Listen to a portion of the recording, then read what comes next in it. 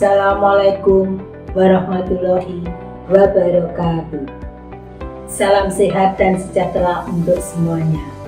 Perkenalkan, saya Dr. Nur Hasanah SHMH. Saya adalah dosen di Universitas Islam Kadiri, Kediri, Jawa Timur.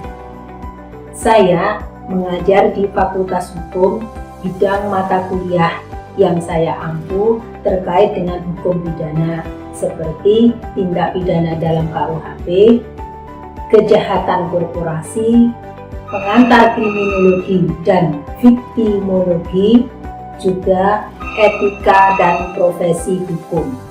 Kewajiban seorang dosen sebagaimana layaknya adalah melakukan tridharma perguruan tinggi, yaitu bidang pengajaran, penelitian, dan pengabdian masyarakat. Kali ini saya ingin menyampaikan pernyataan diri dosen dalam unjuk kerja Tridharma Perguruan Tinggi sesuai dengan Serdos tahun 2022. Berikut adalah rencana pembelajaran semester dari mata kuliah yang saya ampu, yaitu pengantar kriminologi dan viktimologi. Kriminologi merupakan mata kuliah wajib yang diajarkan pada saat semester 5 dengan beban SKS 2. Deskripsi singkat dari mata kuliah pengantar kriminologi dan viktimologi. Mata kuliah kriminologi ini memberikan bekal kemampuan kepada mahasiswa untuk dapat memahami, mengevaluasi, dan menganalisis definisi dan ruang lingkup kriminologi, aliran pemikiran dalam kriminologi, teori-teori yang digunakan untuk menganalisis terjadinya kejahatan, hal-hal yang terkait dengan korban kejahatan, termasuk juga upaya penanggulangan kejahatan serta tren atau perkembangan kejahatan yang terjadi di masyarakat. Dalam pernyataan diri dosen yang ada dalam unjuk kerja Tridharma Perguruan Tinggi sebagai syarat Serdos tahun 2022 ini, maka sebagai wujud dari kurikulum Merdeka Belajar Kampus Merdeka, agar pembelajaran berlangsung secara efektif, saya menggunakan metode delivery, interaction, dan assessment. Delivery di sini terkait dengan cara penyampaian materi. Yang pertama, di setiap awal perkuliahan, di tatap muka pertama, saya selalu menyampaikan kontrak belajar terkait dengan mata kuliah kriminologi. Di dalam kontrak belajar ini disampaikan kepada mahasiswa tentang batas maksimal keterlambatan dari setiap tatap muka. Batas maksimal keterlambatan ini bukan hanya berlaku bagi mahasiswa, tetapi saya selaku dosennya juga harus mengikuti aturan terkait dengan batas maksimal kehadiran dari proses belajar untuk mata kuliah kriminologi ini. Kemudian juga di dalam kontrak belajar di situ disampaikan terkait dengan minimum kehadiran mahasiswa. Jadi minimum kehadiran mahasiswa ini harus disepakati supaya nantinya mahasiswa bisa mengikuti kegiatan perkuliahan, termasuk diantaranya yang penting adalah untuk bisa mengikuti ujian tengah semester dan dilanjutkan dengan ujian akhir semester. Di dalam kontrak belajar ini juga disampaikan mengenai bentuk-bentuk penugasan, mulai dari individu, kelompok, dan juga sistem penilaian yang saya gunakan, yang saya berikan kepada mahasiswa di akhir semester. Kemudian masih di pertemuan yang pertama juga disampaikan terkait dengan rancangan pembelajaran semester, juga rancangan pelaksanaan pembelajaran. Selanjutnya juga dibahas yang terkait dengan penyampaian konsep dan materi dari mata kuliah kriminologi ini dengan menggunakan baik itu referensi dari buku-buku undang-undang yang mendukung dari materi kriminologi ini, juga bisa dalam bentuk jurnal dan yang lain sebagainya. Tidak lupa di dalam delivery ini juga disampaikan kasus-kasus yang up to date, yang menarik, yang bisa digunakan untuk mempertajam bahan analisis dari mahasiswa. Kemudian juga disampaikan media yang digunakan di dalam pembelajaran ini antara lain bisa lewat Zoom, bisa lewat Google Classroom, bisa lewat juga Google Meet, atau juga WA group, ya, grup WhatsApp ini. Jadi setiap mata kuliah itu selalu ada grup WhatsApp, di mana di sana juga untuk berkomunikasi dengan antara mahasiswa dengan dosen, juga antara mahasiswa dengan dosen, termasuk juga di dalam media ini disampaikan YouTube untuk pembelajarannya. Ada juga YouTube yang saya buat untuk mahasiswa. Selanjutnya terkait dengan interaksi. Jadi di dalam interaksi ini, di setiap mulai perkuliahan akan diawali dengan doa bersama. Dimaksudkan supaya perkuliahan itu nantinya membawa berkah bagi semuanya, baik bagi dosen selaku pemberi materi, kemudian juga utamanya bagi mahasiswa. Selanjutnya setelah doa akan disampaikan absensi kepada mahasiswa. Jadi saya menyapa mahasiswa, mengecek kehadiran mereka, mempertanyakan keadaan mereka, ya.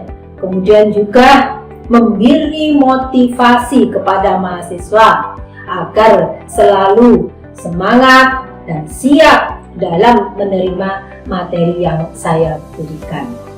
Kemudian sebelum memberikan materi inti di pertemuan itu, saya juga merefresh materi yang saya berikan pada pertemuan sebelumnya. Supaya apa? Supaya mahasiswa di sini mengerti, memahami tentang materi yang sudah saya berikan. Dan selanjutnya baru masuk kepada materi inti dari pertemuan hari itu, ya. Bisa dalam bentuk ceramah, kemudian diikuti diskusi, tanya jawab, dan kalau memang saat itu waktunya ada makalah yang perlu dipresentasikan, jadi akan diberikan alokasi waktu khusus.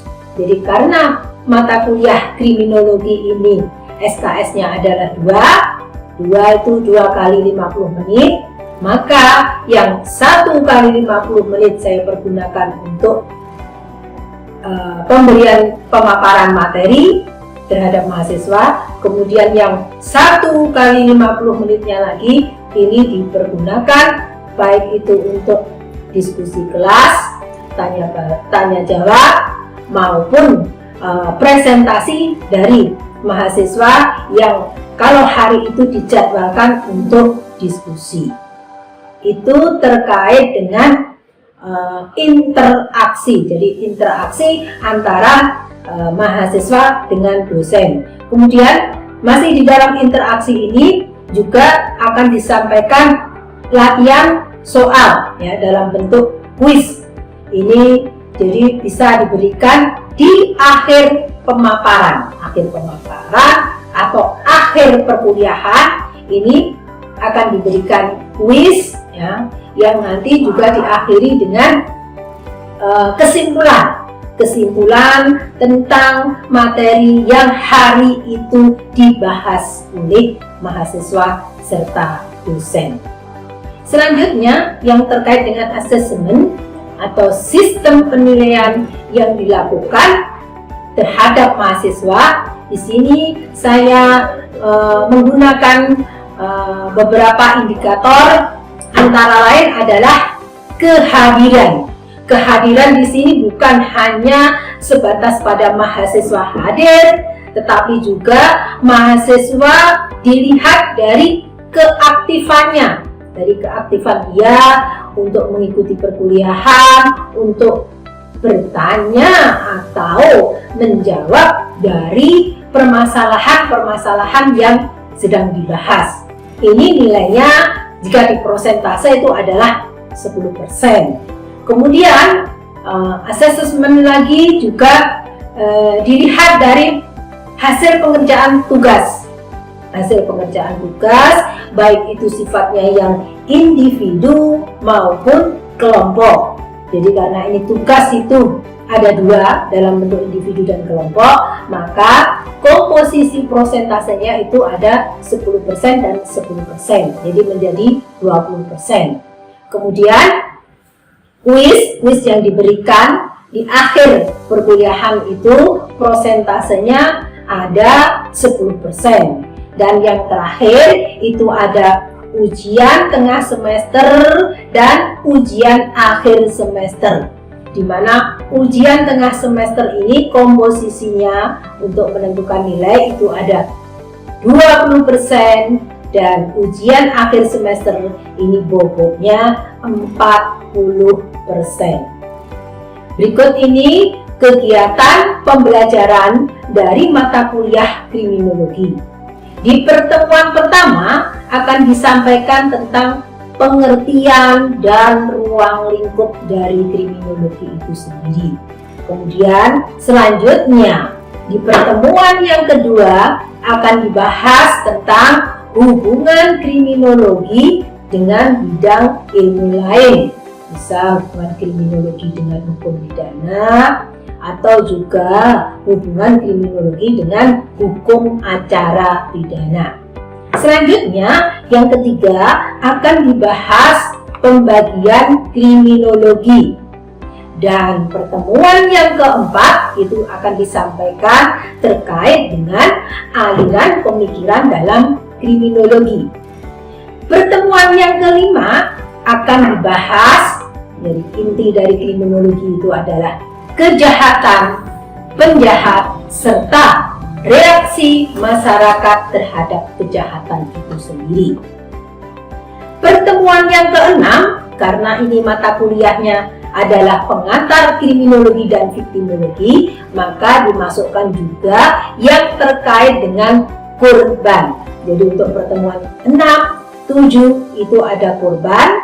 Kemudian selanjutnya di pertemuan ke-8 seperti mata kuliah yang lain, di sini ada ujian tengah semester yang bobotnya tadi sudah disampaikan ada 20%. Selanjutnya di pertemuan yang ke-9 itu ada upaya-upaya untuk menanggulangi kejahatan. Dan pertemuan yang ke-9, 10 dan 11 di sana akan disampaikan tentang teori-teori dari kriminologi. Karena memang teori-teori dari kriminologi ini materinya banyak, maka disampaikan dalam 3 kali pertemuan. Selanjutnya, di dalam pertemuan yang ke-13, 14, serta 15, ini menjelang akhir pertemuan, itu akan disampaikan terkait dengan crime kejahatan atau kejahatan yang lagi berkembang di dalam masyarakat. Seperti contohnya di sini disampaikan yaitu terkait dengan kenakalan anak, juga kekerasan seksual serta lesbian, gay, biseksual serta transgender. Dan terakhir, di situ ada ujian akhir semester. Demikian pemaparan saya tentang rencana pembelajaran semester yang terkait dengan bidang pengajaran, dan berikut akan disampaikan video pembelajaran dalam kelas. Semoga bermanfaat untuk semuanya. Terima kasih. Wassalamualaikum warahmatullahi wabarakatuh. Assalamualaikum warahmatullahi wabarakatuh.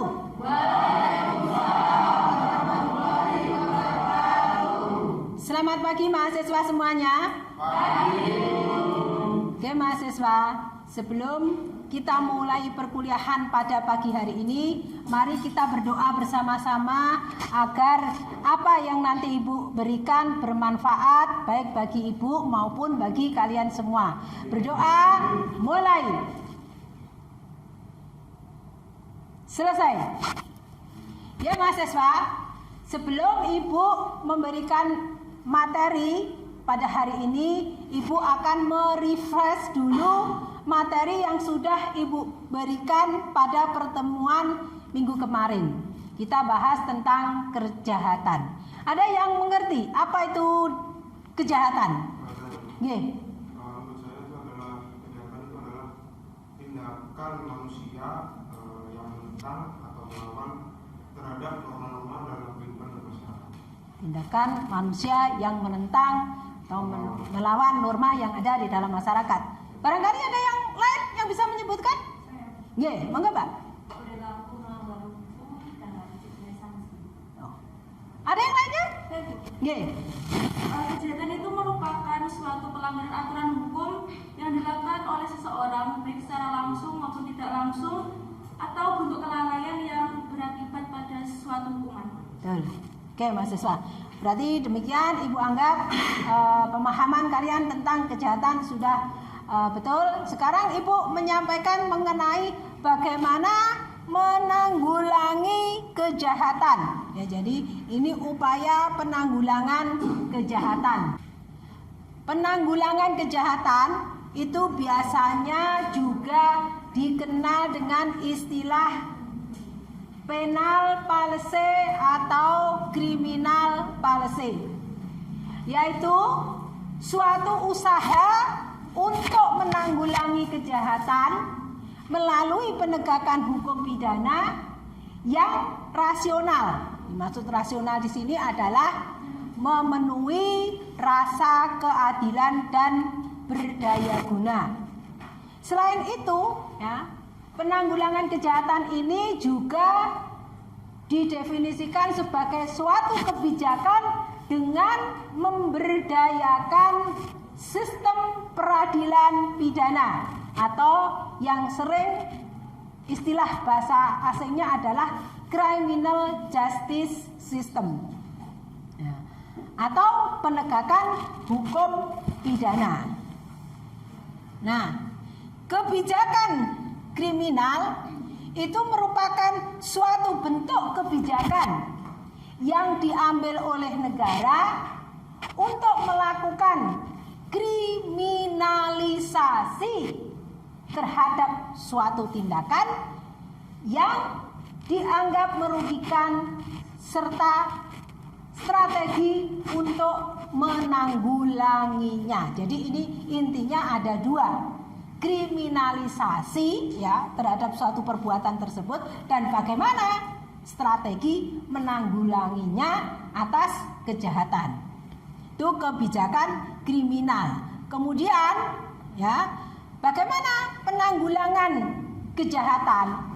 Untuk penanggulangan kejahatan itu ya, ada dua, dalam bentuk penal dan non penal.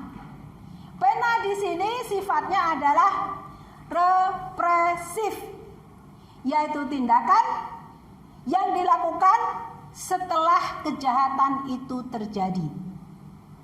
Ya. Dalam bentuk dengan penegakan hukum pidana. Atau nanti ya ada sanksi. Kemudian upaya yang kedua ada yang disebut dengan upaya non penal. Ini sifatnya adalah preventif untuk mencegah sebelum kejahatan itu sendiri terjadi.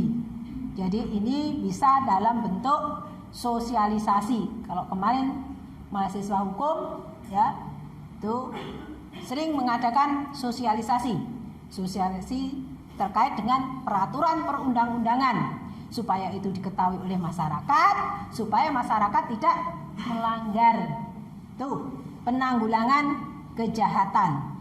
Kemudian ya di sini juga masih terkait dengan penanggulangan kejahatan. Apa sih sebenarnya tujuan dari penanggulangan kejahatan itu sendiri? Nah, tujuan dari penanggulangan kejahatan yaitu agar tidak terjadi kejahatan. Selain tidak terjadi kejahatan, karena kejahatan ini tidak terjadi, berarti juga tidak ada korban. Lebih jauh lagi, kalau sudah tidak ada kejahatan, tidak ada korban, kemudian juga ya masyarakat terlindungi. Ya, karena ini adalah upaya penanggulangan kejahatan. Masyarakat terlindungi. Juga masyarakat kesejahteraannya meningkat karena tidak ada pencurian, tidak ada perampokan. Masyarakatnya is oke saja, fine, tidak ada kriminalitas. Ya. Dan juga termasuk penanggulangan kejahatan itu dimaksudkan untuk memperbaiki pelaku kejahatan itu sendiri supaya dia tidak melakukan itu kalau sudah terjadi kejahatan. Kemudian ya, bagaimana cara mengatasi atau mencegah supaya tidak terjadi kejahatan? Kejahatan itu terjadi kemarin di awal-awal sudah Ibu sampaikan ya. Penyebab terjadinya kejahatan antara lain adalah pengangguran, kemiskinan. Nah, untuk mengatasinya ya tentu diupayakan supaya tidak terjadi pengangguran, supaya masyarakat bekerja, supaya masyarakat memiliki kegiatan. Ya, supaya juga masyarakat itu penghasilannya tidak minus.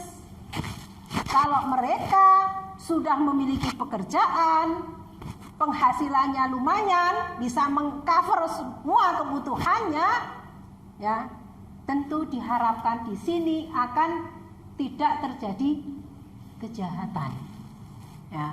Termasuk yang paling utama dari upaya untuk penanggulangan kejahatan ini adalah meningkatkan keimanan kita, moral kita, nilai-nilai yang ada di dalam masyarakat, nilai-nilai yang ada di dalam agama itu kita tingkatkan. Demikian mahasiswa, bahasan mengenai penanggulangan kejahatan. Barangkali ada yang bertanya? Monggo, ya Mbak. Saya mau bertanya, tadi kan Ibu menjelaskan bahwa ada sebuah upaya penanggulangan kejahatan itu kan dibagi menjadi dua. Yang pertama penal dan non penal. Nah, pertanyaan saya adalah antara upaya penal dan non penal ini yang paling efektif digunakan itu yang mana? Ya, ini ada penal dan non penal ya mahasiswa ya. Penal ini tentu kaitannya dengan pidana, ya.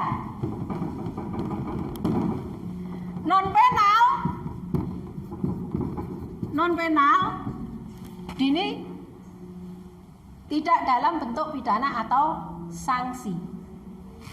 Jadi kalau ditanyakan mana Bu yang lebih efektif, ya, yang lebih efektif yang bisa memberikan efek jera, kan gitu, bisa memberikan efek jera terhadap mereka-mereka yang sudah melakukan kejahatan ataupun mereka-mereka yang belum, supaya tidak ikut melakukan kejahatan. Efektif, ya, efektif itu kalau menurut Ibu non penal di sini. Non penal itu efektif. Kenapa? Karena itu mencegah. Ini semua adalah upaya. Upaya bagaimana kita menekan terjadinya kriminalitas. Menekan, meminimalisir. Kalau meniadakan itu nonsen, ya. Nonsen. Karena apa? Kejahatan itu berkembang sesuai dengan keadaan masyarakatnya. Jadi di situ. Kalau ditanya, yang mana Bu yang efektif? Kalau Ibu ya non penal ini dulu. Kalian sebagai mahasiswa hukum, bagaimana memberikan pemahaman tentang hukum, tentang aturan yang berlaku, atau bahkan juga ya dimulai dari diri sendiri kalian dengan tidak melakukan pelanggaran.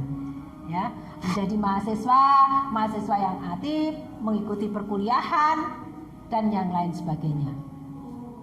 Barangkali ada yang mau bertanya lagi selain ini? Nggih, monggo Mbak. Siapa Yang berperan. Sekarang kalau ditanyakan tentang peranan, peranan itu kompleks. Tidak bisa berdiri sendiri. Ya, kejahatan itu ya tergantung dari pemerintahnya. Enggak. Pemerintah itu tujuannya pada sampai peraturan perundang-undangan. Ya, dibuatlah aturan undang-undang. Seperti contohnya, misalnya dulu-dulu itu KDRT belum ada. Ya, tahun 2004 dibuatlah undang-undang tentang KDRT. Kenapa? Ya supaya tidak terjadi ya kekerasan dalam rumah tangga. Ya. Jadi gitu. Peranan semuanya, masyarakat, ya, masyarakat, kalian mahasiswa juga memiliki peran. Ya, memiliki peran, apalagi mahasiswa hukum. Jangan coba-coba ya, jangan coba-coba malah ikut melakukan pelanggaran. Jadi peranan semuanya memiliki kontribusi, termasuk juga tokoh masyarakat. Nah ini harus saling berpegangan, ya. Demikian mahasiswa mengenai materi tentang penanggulangan kejahatan. Kira-kira ada yang belum dimengerti?